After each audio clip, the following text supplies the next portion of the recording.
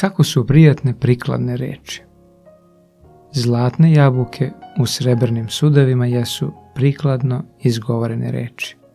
Priče 25:11. Kada je kao gost bio na nekoj gozbi, Hristos je usmjeravao tok razgovora i izgovorio mnoge dragocjene pouke. Prisutni su ga rado slušali, jer nije li ih upravo on iscelio od njihove bolesti, utešio u njihovoj tuzi i uzimao u naručje njihovu decu. Carinici i grešnici bili su privučeni k njemu i dok je govorio, njihova pažnja bila je prosto prikovana za njega. Hristos je učio svoje učenike kako da se ponašaju u društvu.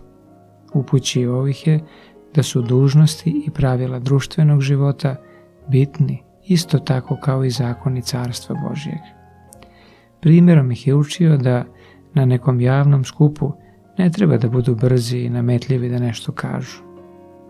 Njegovi razgovori, kad se nalazio na gozbi, upadljivo su se razlikovali od svega što se na takvim mestima obično do tada čulo.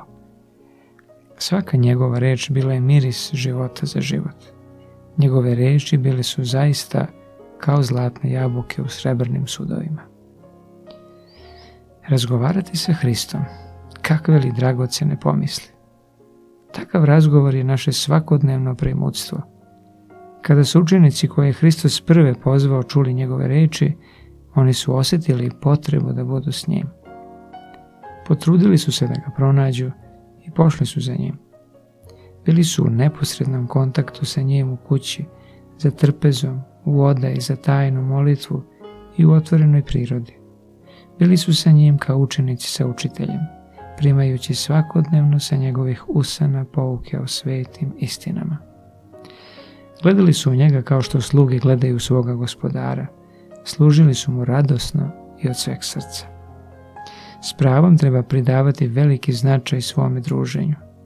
Mi možemo učiniti da ono bude prijatno i korisno, ali nijedno druženje nije tako dragocjeno kao kad ograničeni smrtnik dolazi u vezu sa neograničenim tvorcem. Kad takvo jedinstvo ostvarimo, Hristove riječi ostaju u nama. Ishod toga bit će čisto srce, promišljen život i besprekoran karakter. Ali Hristu, koji je naš besprekorni uzor, možemo postati slični samo ako se stalnim druženjem upoznamo s njim.